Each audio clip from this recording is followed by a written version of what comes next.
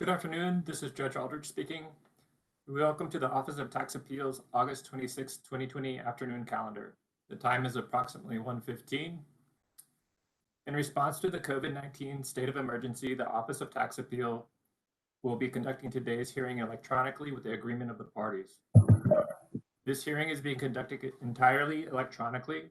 All participants, including the administrative law judges, are participating via Webex. The video will be streamed live to the public, and a stenographer will transcribe everything. The transcript is part of the public record and will be posted to our website. Our stenographer, Ms. Alonso, is using her equipment to take down everything that is said on the record. To help us make a clear record that can be easily understood when read, I ask the following. Begin any statement by stating your name. This is especially important because some participants may only have audio connection. For the same reason, please do not use the chat feature in Webex. As I've already mentioned, these proceedings are being broadcast live. As such, any information shared on the screen is publicly viewable. If you are not actively speaking, please mute your microphone to preserve the audio quality. Speak slowly and clearly into the microphone. Please do not interrupt when someone is speaking. It is common courtesy and it's easier for Ms. Alonso to perform her work. And please do not engage in casual conversation. If a comment can be heard through the microphone, Ms. Alonso will report it. If Ms. Alonso cannot hear, understand, or identify someone, she has permission to interrupt at any time. Ms. Alonso, are you ready to proceed? Great. This is Judge Aldrich. We are opening the record in the appeal of Rhino Ready Mix Trucking Incorporated before the Office of Tax Appeals, case number 18103871. This hearing is being convened electronically on August 26, 2020 at approximately 1:15 p.m. The hearing is noticed for Sacramento, California.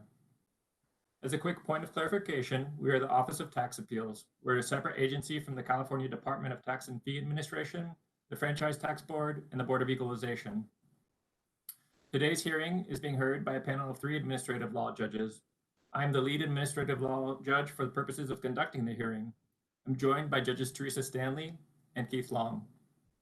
While I'm the lead for purposes of conducting the hearing, we 3 will deliberate and decide all issues presented. Each of us will have an equal vote in those deliberations. As an aside, should you experience connectivity issues, please try to reconnect as soon as possible. Please state your appearances, starting with appellant or his representative. In other words, who you are and who you are representing. My name is Jaime Berrigan. I am representing Rhino Ready Mix Trucking Inc. Thank you. And the department? Hi, this is Kevin Smith. I'm representing the California Department of Tax and Fee Administration. We can't hear you, Mr. Smith. This is Stephen Smith. I'm also with the California Department of Tax and Fee Administration. This is Damian Armitage, and I'm also with the California Department of Tax and Fee Administration.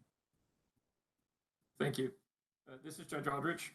The issue to be decided is whether appellant has established that it is entitled to receive an additional amount of tax refund for the claim period of April 30th, 2009 through September 30th, 2013, which will encompass the following. Whether the safe harbor percentage of 15% established by California Code of Regulations, Title 18, Section 1432 should be used to establish the exempt off-road use of diesel and bottom dump units and cement powder units during the claim period. Whether adjustments are warranted to the percentage of exempt use of diesel fuel in the operation of power takeoff equipment, or PTO, in cement trucks during the claim period. Whether adjustments are warranted to the percentage of off-highway use of fuel related to the operation of the cement trucks in the claim period. Is this correct, appellant's representative? Yes. And department, is this correct? Yes, that's correct. This is Kevin Smith. Thank you. Next, we will address the admission of exhibits into the record. Pursuant to the August 6, 2020 minutes and orders, neither party objected to appellant's proposed exhibits 1 through 5 and department's proposed exhibits A through E during the pre-hearing conference on August 5th, 2020. Is that accurate, appellant's representative? Actually, they added an exhibit 6 We'll get there. I'm just talking about exhibits 1 through 5 and exhibits A through E at the moment. And what's the status of Exhibit 6? So if you could just confirm whether or not there were objections to exhibits 1 through 5 and exhibits A through E, we'll get to exhibit 6 in a second. Very good. No objections. Okay. And department? This is Kevin Smith. We have no objection. Okay. Hearing no objections to exhibits 1 through 5 and exhibits A through E, they're admitted into the record. That leaves proposed exhibit 6, which appears to be a copy of the rulemaking file for regulation 1432. As I noted in the pre-hearing orders, a department would have an opportunity to object. Do they so object? This is Kevin Smith. We don't object. Okay. So proposed exhibit 6 is admitted as well. Does that answer your question regarding that issue, Mr. Barragan? Yes, it's Berrigan. Berrigan, excuse me. Thank you. All right. In the minutes and orders, we indicated the time estimates for the hearing. We plan for the hearing to proceed as follows. Appellant's representative, you will present your opening statement, which we estimated at 45 minutes. Then the department will present a combined opening presentation and closing remarks for an estimated total of 20 minutes. Appellant will then have approximately 10 minutes to close or rebut. Please note the panel may ask questions of either party. Both parties are expected to answer the 7 questions posed in our August 18th, 2020 pre-hearing order concisely after they've concluded their presentations.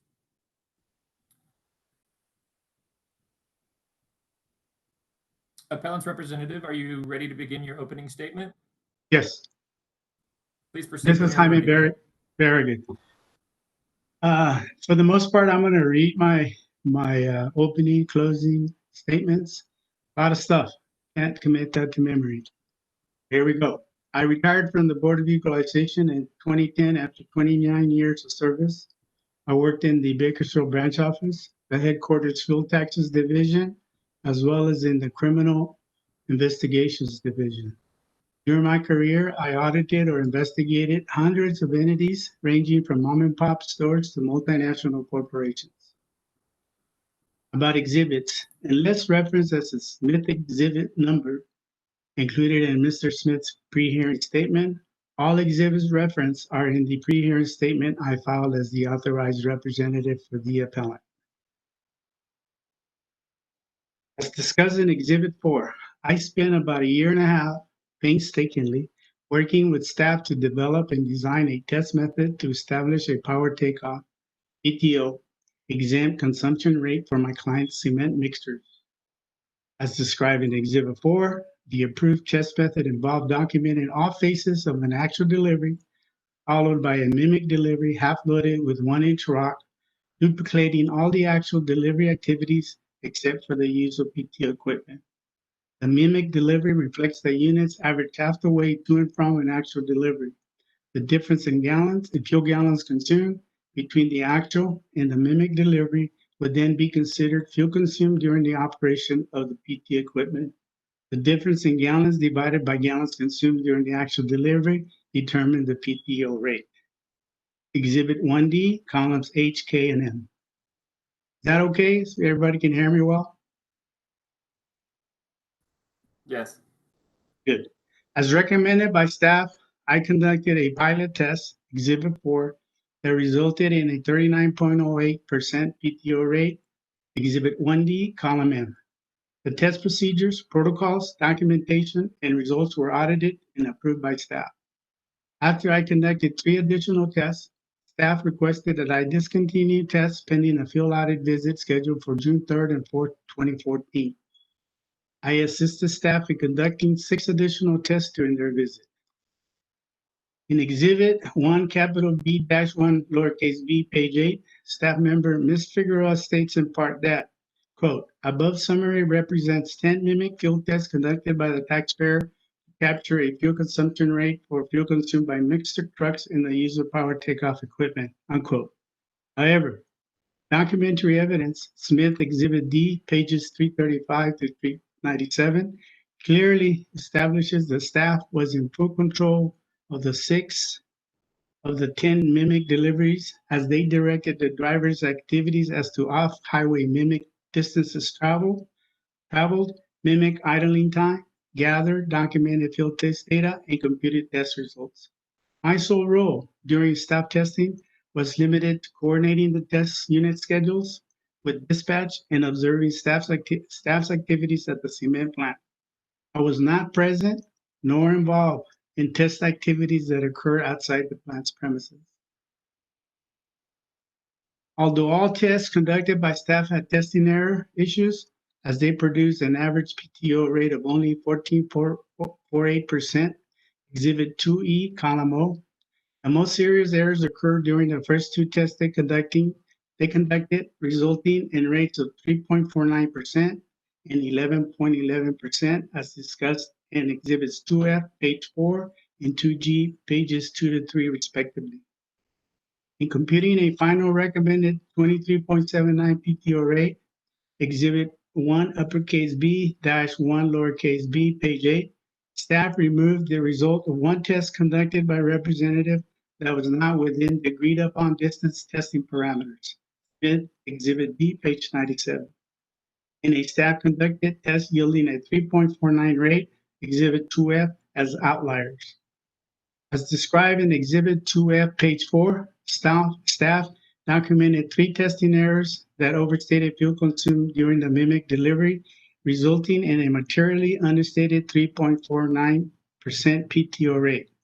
Of the 3 errors, the most serious one occurred when the fuel consumed during the time the test unit traveled to the trimming area, loaded water to the mixing drum to clean it, traveled to the washout area, washed out the mixing drum, and traveled to the loading area to load the 1-inch rock, while at times operating the PT equipment at high revolutions per minute. The fuel consumed during this operation that I termed the pre-rock load loop was included in the total fuel consumed during the mimic delivery. This is supported by staff's comment in Exhibit 2F, page 17, quote, "The rock was loaded after fueling for the mimic route. The truck should have been fueled after loading," unquote. It should also be noted that staff failed to document Exhibit 2F, page 17, the pre-rock load loop activities in her formalized notes. However, I observed and documented these activities, Exhibit 2F, pages 14 to 15. Exhibit 2G documents that the fuel consumed during a second mimic delivery was also overstated due to the inclusion of the fuel consumed during the same pre-rock load loop activities. Exhibit 2G, pages 13-14. This resulted in a materially understated 11.11% PTO rate. It should be noted that staff again failed to document Exhibit 2G, page 17, the pre-rock load loop activities, noting only that from 7:24 a.m. to 7:35 a.m., the unit, quote, "had a water 2 tanks water tank," unquote. However, I observed and documented the activities. Exhibit 2G, pages 13-14. Noted in Exhibit 2G, page 17, staff advised me that the fuel consumed during the pre-rock load loop activity should be isolated. After the fact, I concurred with the staff's recommendation. However, the fact that the fuel consumed during this mimic delivery is overstated remains. Thus, this test causing known faulty test results must also be excluded from the final computation that results in a 31.95 PTO rate for cement mixers, Exhibit 1D. I am certain that if the issue had been in the state's favor, staff, as I would have done, should have found a way to adjust for the overstatement of fuel consumed or declare the test results as invalid. It is a fact that full-size SUV vehicles experience a much lower miles per gallon rate than small economy vehicles. Smith Exhibit D, pages 79 to 80. Corroborate that tests conducted by staff overstated fuel consumed during mimic deliveries.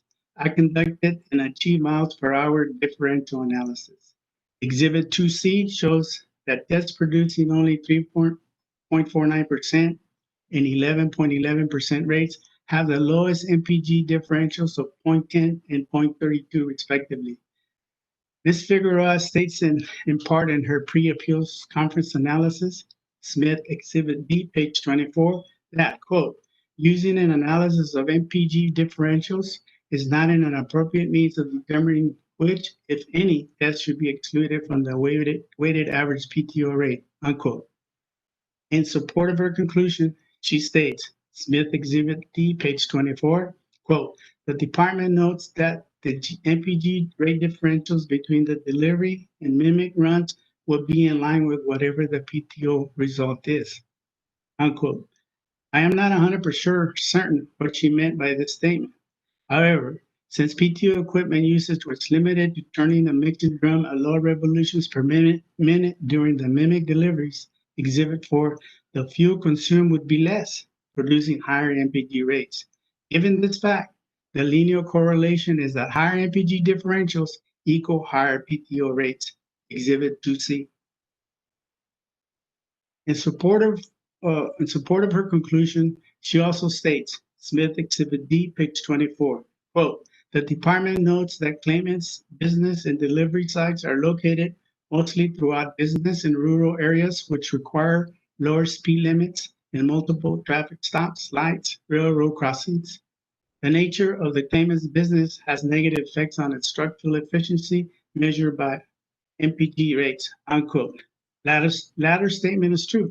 However, Ms. Figueroa fails to recognize that the driving conditions present during the actual deliveries were to be duplicated during the mimic delivery as required by the approved test method, Exhibit 4. Thus, given everything else equal, except for the 100% difference in weight, it would be expected the achieved MPG rates during mimic deliveries would be substantially higher, coupled with higher achieved MPG differentials. Exhibit 2C. Again, low MPG differentials as achieved during the two tests in question corroborate that fuel consumed during the mimic runs was overstated primarily due to fuel consumed during the pre-rock load loop activities previously discussed.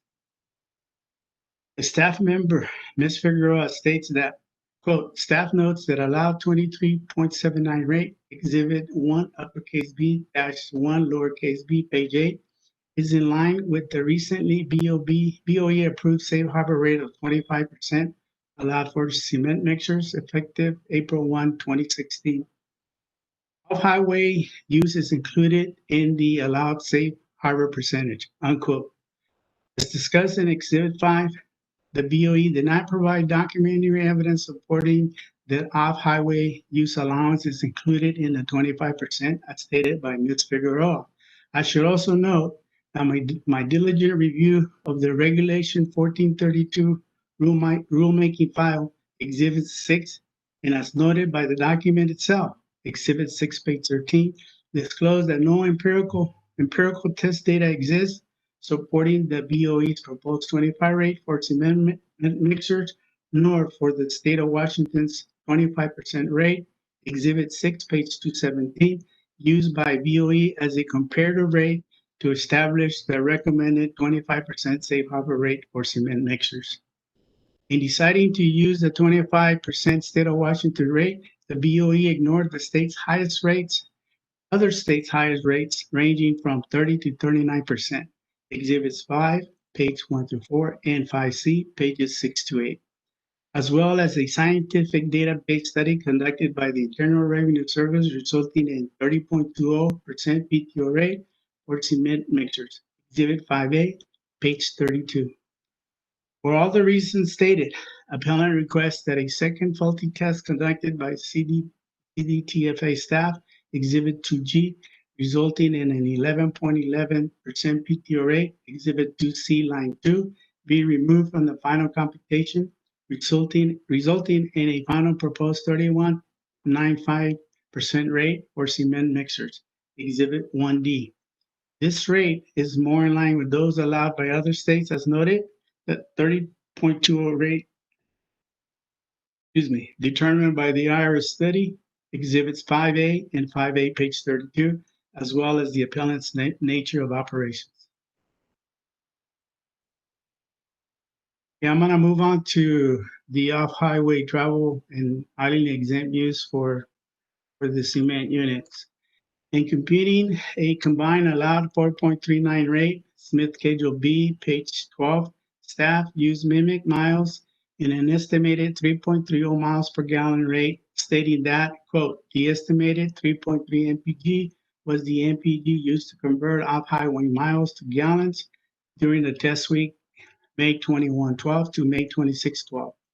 This mpg is lower than the on-road driving mpg, which accounts for the slow driving and idling associated with driving off-road, unquote. However, staff did not provide empirical test data and or documentation to support this contention, nor an on-road MPG rate.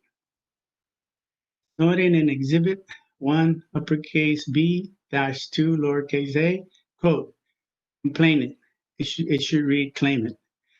First, with the use of a 3.30 MPG rate as a good estimate for computing an off-highway consumption rate. However, it was never intended for it to, nor does it reflect a combined idling off-highway efficiency rate as used by BOE personnel. Vehicles consume fuel either by moving or idling. There is no such thing as a combined rate, unquote. In contrast, I use actual miles traveled during full load deliveries adjusted for a 0.10 off-highway miles traveled from the parking area to the fuel tank, not documented by staff. Exhibit 1, uppercase -2, lowercase a, 1. The uppercase was B I referred to. And an actual MPG rate of 4.41, Exhibit 1, uppercase B -2, lowercase a -2, to compute a separate 3.97 off-highway travel consumption rate. Exhibit 1, uppercase B -2, lowercase a. I should note that the 4.41 MPG rate I use is a conservative rate since it is a rate reflecting all off and on-highway travel. Either party conducted a test to determine an off-highway MPG rate. I also used actual idling time documented by staff, Exhibit 1, uppercase B -2, lowercase b -1 through 6, and in a 0.2 hourly idling consumption rate established by staff, Exhibit 1, uppercase B -2, lowercase c, to compute a separate 4.80 off-highway idling consumption rate. Exhibit 1, uppercase B -2, lowercase b.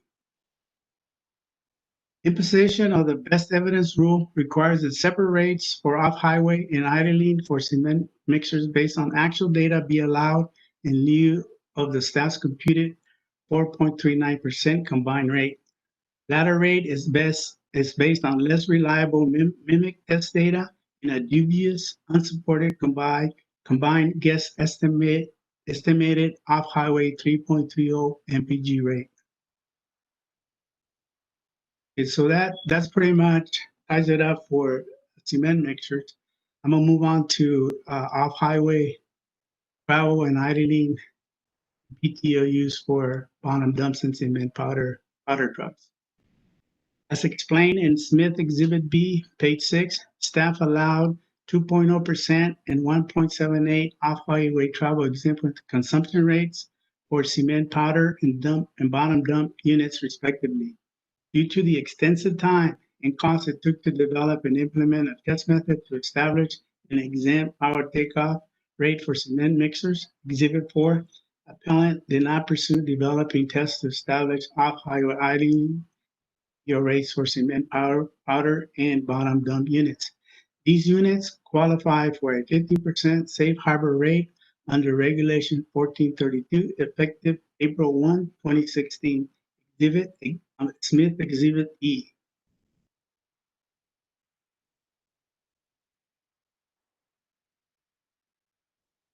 In her pre-hearing staff analysis report, Smith Exhibit D, page 25, staff member Ms. Figueroa states, quote, the department recommended PTO rate of 23.79% is in line with the 22% PTO rate that the Board of Equalization has allowed for mixer trucks based on a percentage previously allowed under the Used Fuel Tax Regulation 1316, unquote. In footnote 8 on same page of the report, she states, quote, BOE's allowed PTO rate of 22% was offered when claimant initially filed its first claim, unquote. As discussed in Exhibit 5, staff failed to provide empirical test data supporting the 22% established via an annotation and incorporated into the useful tax regulation 1316, Exhibit 5E. Effective July 1st, 1995, Regulation 1316 was superseded by Regulation 1432 under the diesel fuel tax law. Thus, staff exercised administrative discretion to justify the use of an unsupported 22% exempt PTO rate for cement mixers during the period July 1, 1995 to March 31, 2016, with no legal authority. Under the same principle of administrative discretion exercised by staff, the basic rights to fair and equal treatment afforded by the Taxpayer Bill of Rights and the CDTFA's mission statement, appellant motions that it be allowed to retroactively use a 50% exempt rate to compute exempt fuel gallons used by cement powder in bottom dump units. I should note that the appellant's operations were the same pre and post April 1, 2016, effective date of the amendment to Regulation 1432, allowing for safe harbor rates.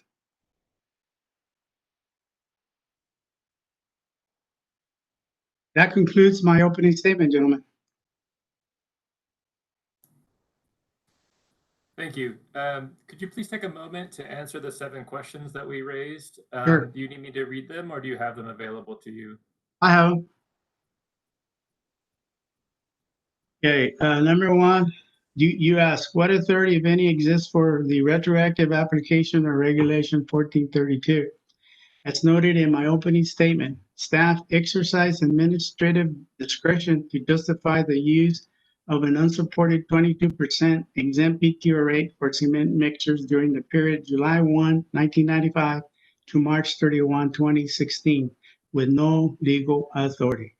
Under the same principle of administrative discretion exercised by staff and the basic right to fair and equitable treatment as provided by the Taxpayer Bill of Rights in the CDTFA's mission statement, appellant requests that it be allowed to retroactively use a 15% exempt rate to compute exempt fuel gallons used by cement powder and bottom dump units. Number 2, do you want me to read the question or just go straight to the answer? You can go straight to the answer. Okay, the answer is the PTO rates resulting from the tests I conducted are within or very close to the PTO rates allowed by other agencies. Exhibit 5. The staff conducted tests, Smith Exhibit Section 2L5, resulting in the 17.99% reference in the question, involve intense use of the PTO equipment. Thus, a high PTO rate would be expected. Even though it is the highest rate determined by the staff, that 17.99% is still below the lowest rate allowed by other agencies of 20%. Exhibit 5. As indicated by low 0.96 MPG differential in the staff's noted Smith Exhibit Section 2L5, page 6, difficulty in mimicking the actual delivery, the fuel consumed during the mimic run was most likely grossly overstated. Moving on to number 3. This is a question for CDTFA staff to answer. I use mileage data gathered during the actual test deliveries to compute an off-highway exempt use rate. Okay. Answer to number 4. This is, again, a question for CDTFA staff to answer. I use gathered during actual test deliveries. Number 5. This is a question, again, for CDTFA staff to answer. The determination was made as a guesstimate with no verifiable documentation and/or data. Number 6. This is a question for CDTFA staff to answer. Determining an off-highway MPG rate was not part of the approved test method procedures. As a conservative estimate, I use the average MPG rate of 4.41 achieved during actual deliveries. Exhibit 1, uppercase B-2, lowercase a-2. Number 7, and final question, I believe, yes. Yes. I use actual idling time documented by staff. Exhibit 1, uppercase B-2, lowercase b, 1 through 6, and an hourly idling consumption rate established by staff using a half-full test unit. Exhibit 1B Exhibit 1, uppercase B-2, lowercase c, to compute a separate 4.80% off-highway idling consumption rate. Exhibit 1, uppercase B-2, lowercase b. A half-full unit mimics the fact that the unit is full during the actual delivery and empty during the return trip to the plant. I believe that's all the questions. Yes. So now I'm going to refer to my panel to see if they have any questions for you. Judge Stanley, did you have any questions for appellant's representative? I do not at this time. This is Judge Stanley speaking, and I do not have any questions at this time. Thank you. And Judge Long, do you have any questions for our appellant's representative at this time? I do. Looking at the audit work papers, Exhibit B, page 14, there are that all of the mimic tests that were performed just by taxpayer without CDTFA present are higher than the ones where CDTFA was present, the PTO percentage. And in fact, if you look at it, the CDTFA's highest PTO percentage is 17%, and taxpayers' lowest percentage when CDTFA was not present is 31%. It's a difference of about 13%. Is there an explanation for why the mimic tests where CDTFA was not present are significantly higher than when CDTFA was present?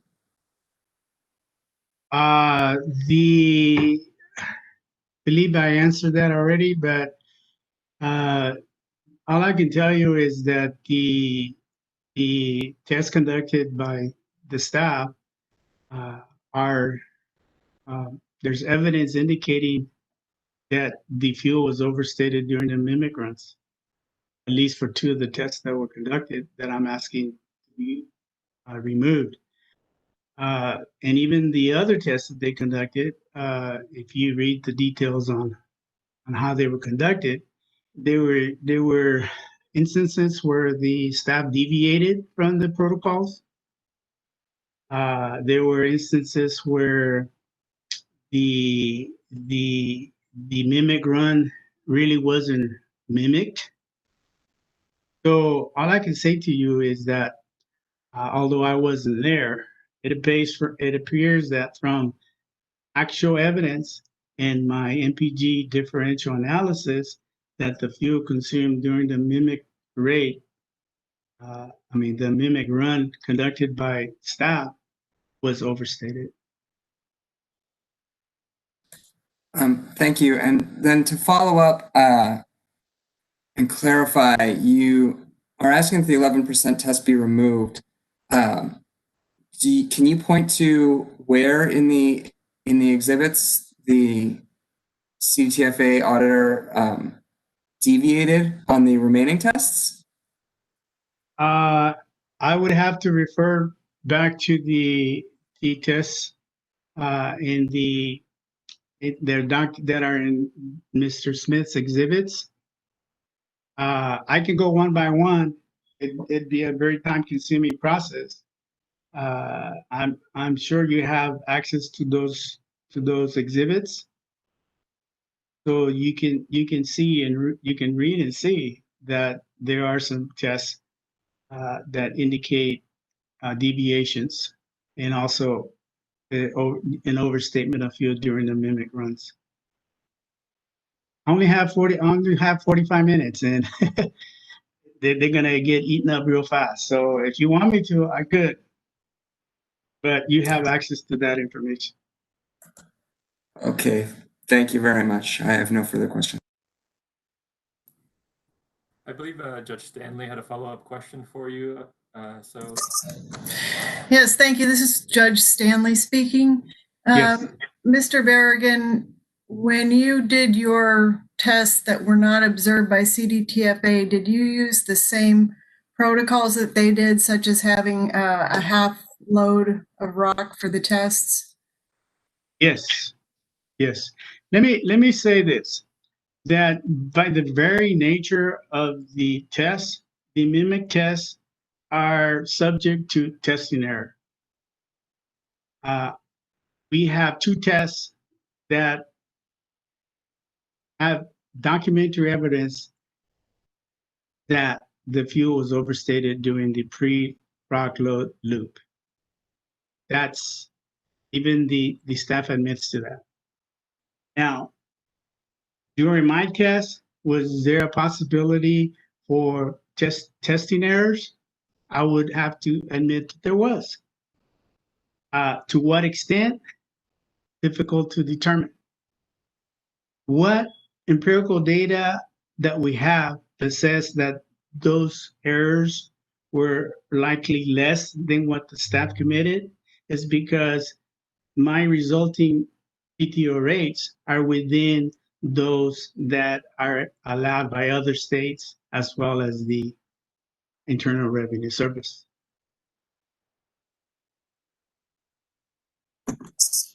This is Judge Stanley.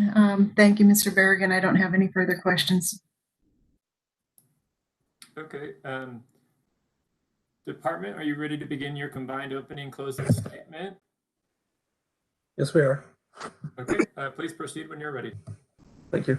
This is Kevin Smith for CDTFA. Good afternoon. At issue today are two claims for refund filed by appellant. The periods from April 30th, 2009 to June 30th, 2012, and July 1st, 2012 through September 30th, 2013.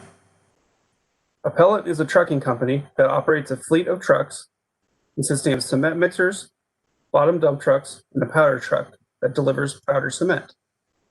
All trucks in Appellant's fleet are powered by diesel fuel, and the trucks are fueled from a 6,000-gallon tank located on Appellant's business site. Appellant contends that it is entitled to a refund pursuant to subdivision A4A of Revenue and Taxation Code section 60501.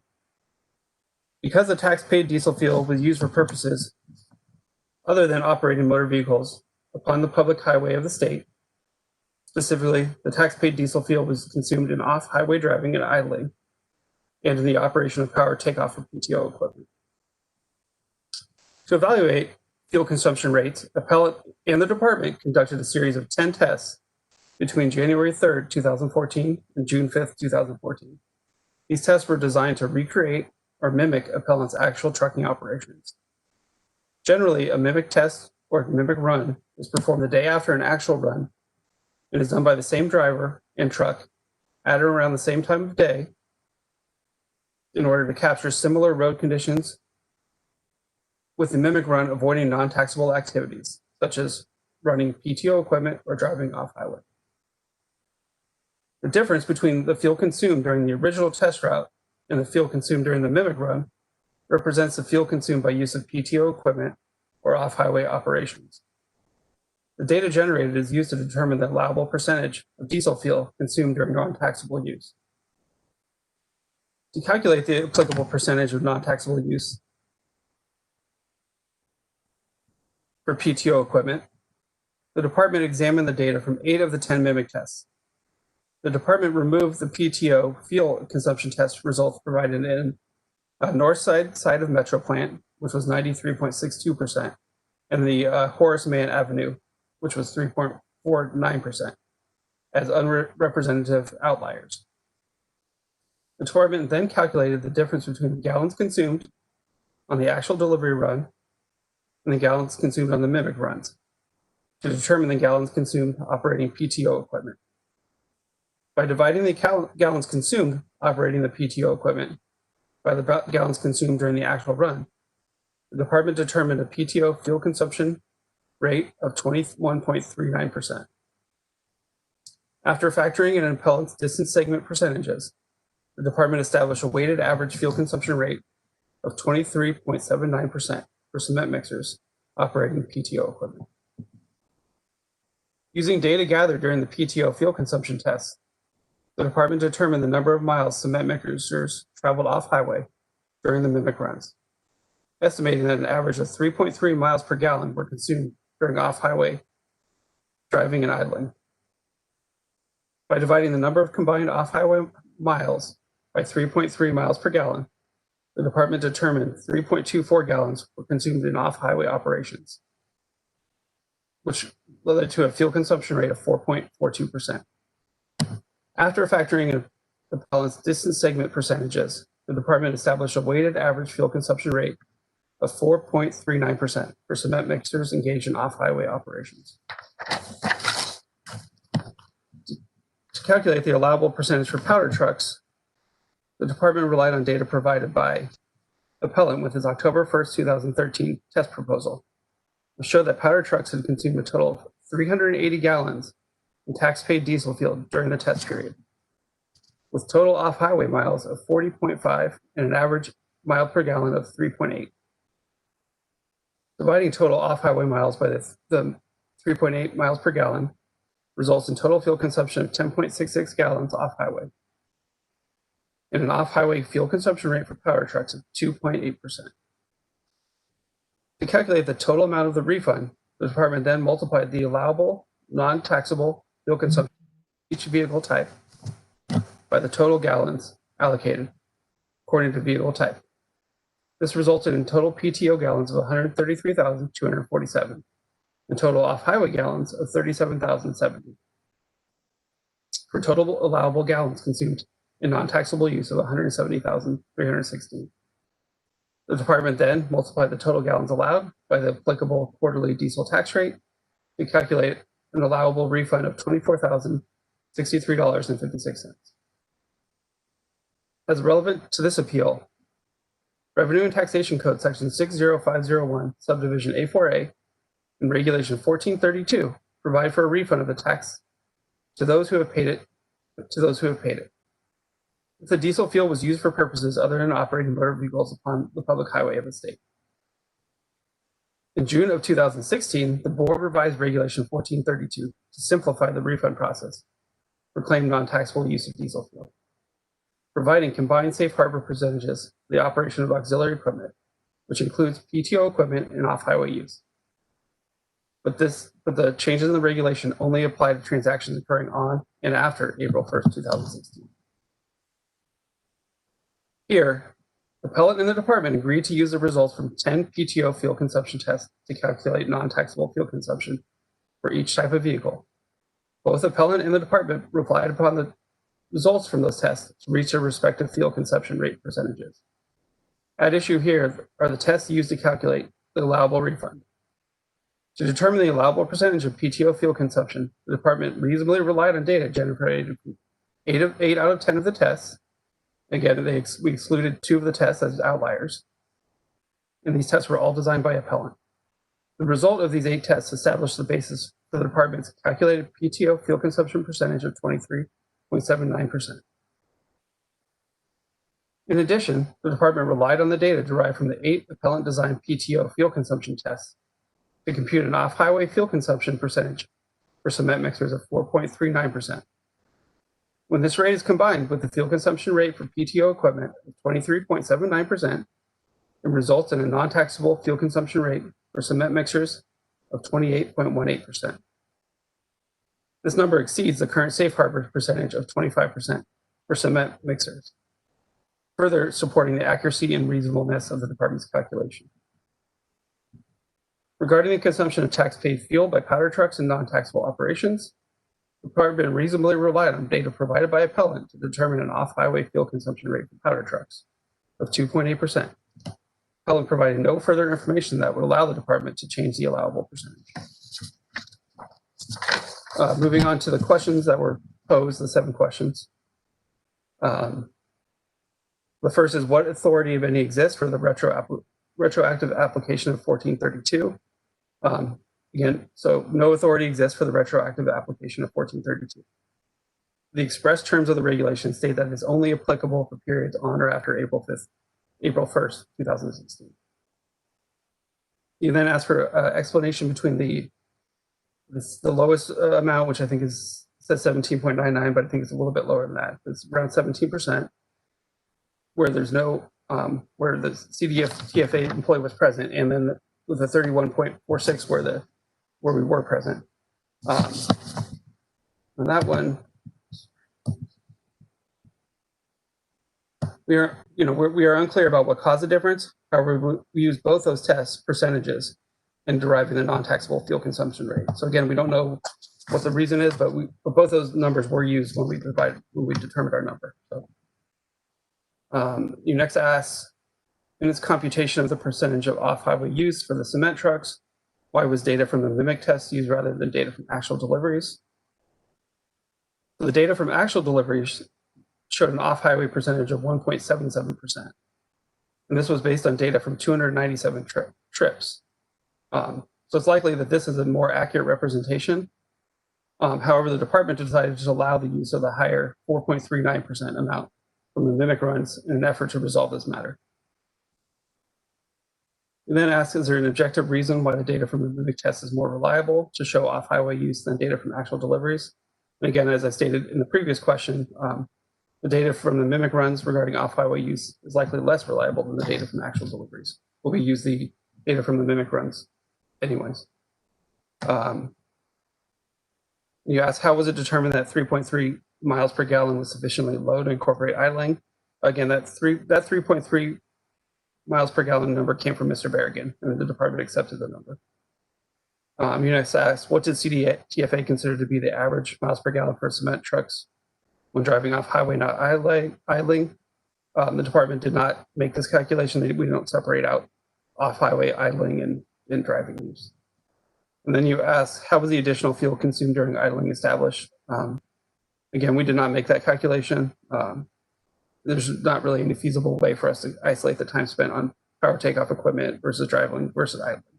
Those are all kind of, it's difficult to establish that, so we did not make that calculation. This concludes my presentation. Thank you. Thank you, Department. I'm going to refer to my fellow panelists. Judge Long, do you have any questions for the department? No questions, thank you. And Judge Stanley, do you have any questions for the department? This is Judge Stanley. I just have one. Mr. Smith, I'm a little bit confused about how you are combining off-highway miles versus off-highway and including off-highway idling time in there, because one is a distance measure and one is going to be a time measure. So see how you can combine them together. Can you explain? The off-highway use, we just determine how many miles are traveled off-highway. We don't try to separate out the idling from the driving. You just use the number of miles that are driven off-highway. I don't know if that makes sense. This is Judge Stanley. It doesn't really make sense. I'll answer your question back at you like that to me, because it seems to me in the data it showed that there was a significant amount of idling time for the cement mixers, waiting to go into job sites and operating while at a job site, but not pouring. So there seems like it could be a significant number if you measure it by time spent. If you're not traveling a mile on this down the road, but you're sitting waiting to get on a job site for 15 minutes, you're still using gas. So you're just saying that the CDTFA just used I'm sorry, I want to stop for a second. Mr. Garrigan, I think I'm getting feedback through your speaker. Do you have a mute? Oh, I'm sorry.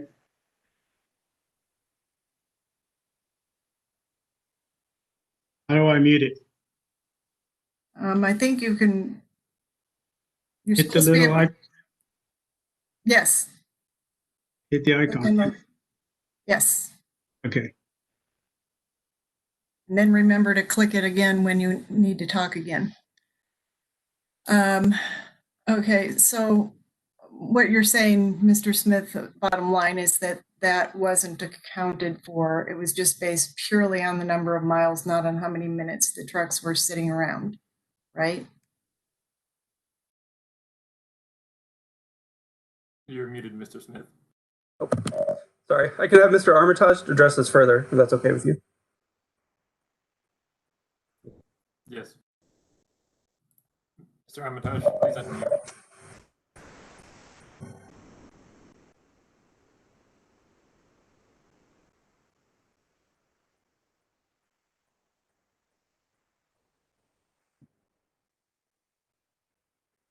Sorry about that. Damian Armitage for the department. So the one of the ways that we accounted for the idling was that the MPG that we used was sufficiently low to account for idling. Is normally you wouldn't get that low of miles per gallon without idling. And also, in terms of the test, the drum is still turning. So you can't turn the drum off to isolate the idle time from the PTO time, or the time that the PTO is turning, if that makes sense. So we didn't, the different activities were not isolated to enable us to isolate the different percentages. Okay.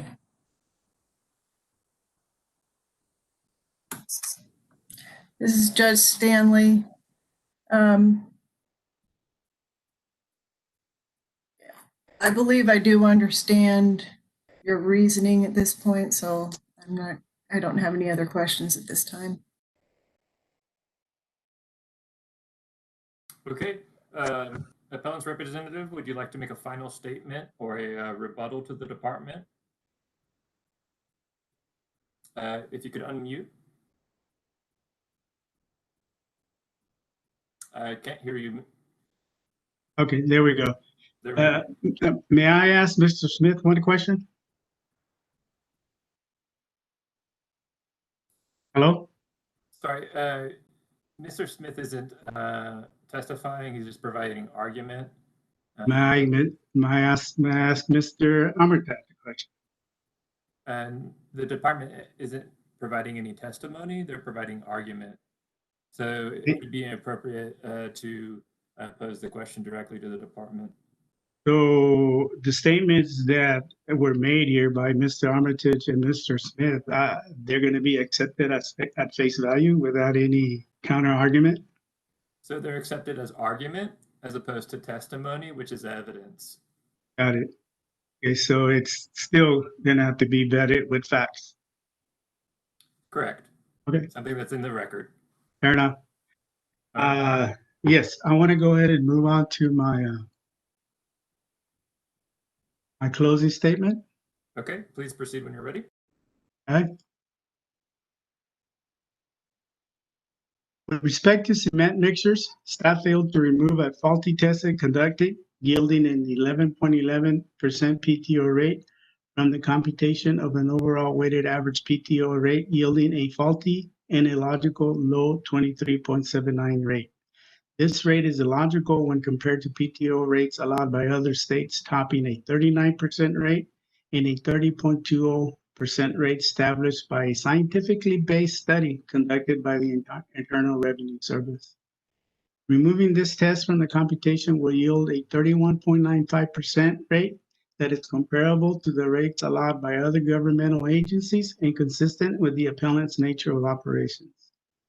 Staff use estimated travel and MPG data to compute a combined off-highway travel and idling exempt use rate of 4.39 for cement mixers.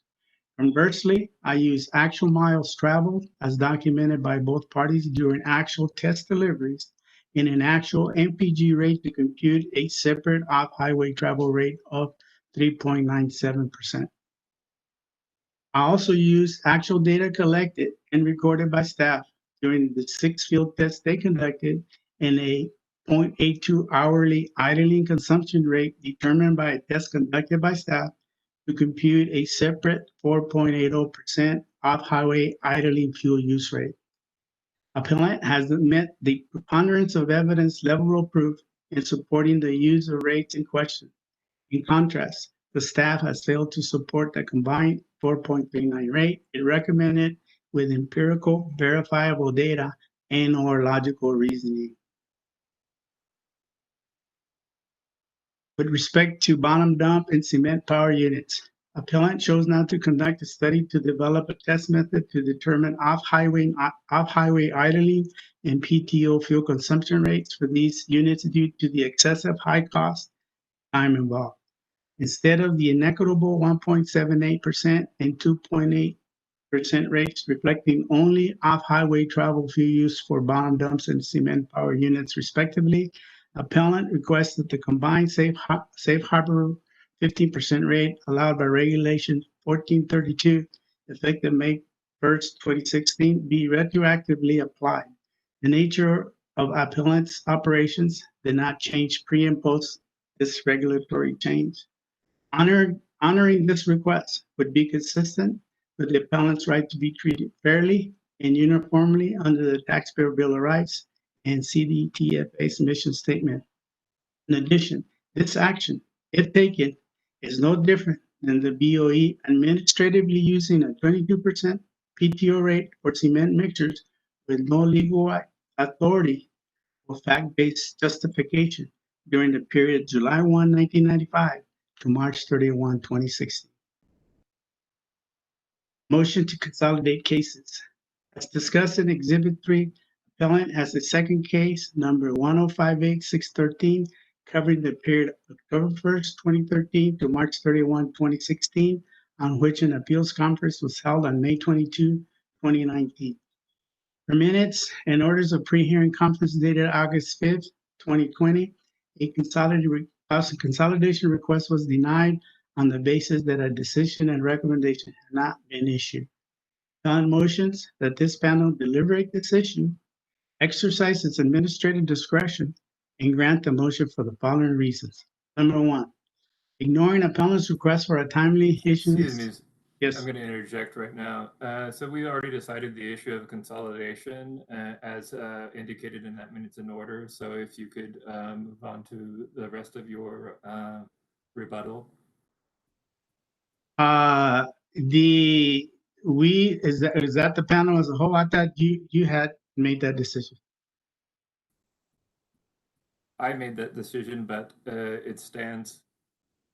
I don't, this is my first hearing. I don't know all the rules and regs, but it sounds to me that this is such an important issue that the whole panel should deliberate. Well, at the beginning of the hearing, we established what the issues were. You agreed with the issues stated, the department agreed with the issues stated, and we're not going to debate whether or not the consolidation is at issue. It was already addressed. I'm not debating. I just want the opportunity to submit my request and the reasons for my request and have the whole panel deliberate. That is the intent of the TA, isn't it? To have the whole panel as a panel, intake the information, deliberate, and decide. I mean, am I out of bounds here? Well, it's just outside the scope that we agreed to in the issue statement. Well, if you read everything about what the OTA does, it doesn't say that you as an individual have the right to independently of the panel make decisions for the panel. Well, I didn't see it anywhere. As I mentioned in those minutes and orders, we don't have jurisdiction to hear the other case. Well, I want to make my case for a deviation, an administrative discretion deviation. I mean, it's not going to hurt for me to read three more items. I don't think. I'm going to give you a little bit of a leeway, but keep it short, okay? I appreciate it. This delay is the direct cost of the consolidation request denial of the states in part quote, CDTFA objected to the consolidation since the case has not finished the appeals process. The appellant should not be allowed to unfairly be the victim of CDTFA's failure to inexplicably issue a timely decision and recommendation. The other three are short. The issues in question are exactly the same in both cases. For three, it is very unlikely that the Appeals Bureau will issue a DNR inconsistent with the OTA's decision. And lastly, number four, I think the most important one is that the time and resources that will be spent by both sides to schedule an OTA hearing would be a total waste of time and unnecessarily further delay the appellant's access to funds it is eagerly entitled to. Justice delayed is justice denied. Sorry for my quirkiness, but that is the case. I mean, this case has been going on for years. This company has gone into bankruptcy.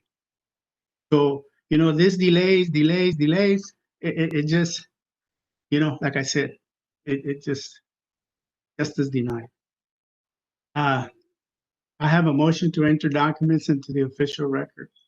Appellant hereby motions that a copy of the opening statement, closing statement, and appellant's response to other matters, along with related exhibits, be entered into the official hearing record. The appellant's response to the other matters document contains responses to a list of questions posed by Mr. Alders in his hearing orders dated August 18, 2020.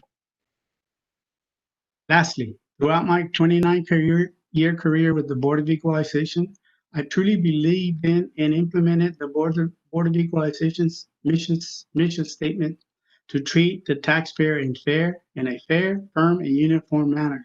So far, the appellant has only experienced the firm part of the mission at all levels of the administrative appeals process. I am hopeful that this panel will do otherwise in rendering a well thought out, fair, and equitable decision. Thank you for your time. Thank you. We have your evidence and argument in the record. Is there anything else you'd like to tell us before I submit the case? There's so many things. One of them is that, which is very, very important, is that if I understood Mr. Smith's argument, he compared a 28% that they're allowing for off-highway and PTO rate for cement mixers to the 25% that the harbor rate allows. As I indicated, and there's evidence, there is nothing that supports that 25%. Number one, there is nothing that supports the idea that it is a combined rate of off-highway use as well as PTO rate. So that comparison is mute. Okay. I think that's the one that really caught my attention. There's a few more, but we're probably pressed for time.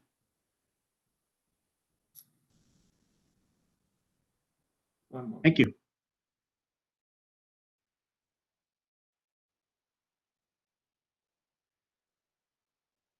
Anyone saying anything? I'm done. Okay. Thank you both for your time, the department and the appellant, and for being flexible with the hearing format. We're ready to submit the case. The record is now closed. The judges will meet and decide the case based on the evidence and the arguments presented today. We will aim to send both parties our written decision no later than 100 days from today. The hearing calendar is now in recess.